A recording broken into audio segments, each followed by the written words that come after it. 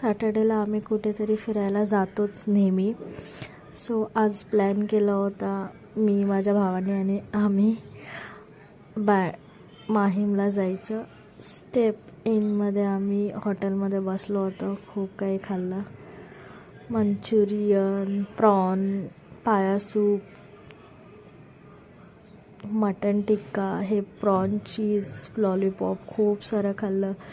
थोडं एन्जॉय करून गेलो आम्ही दादर चौपाटीला सनसेट बघण्यासाठी.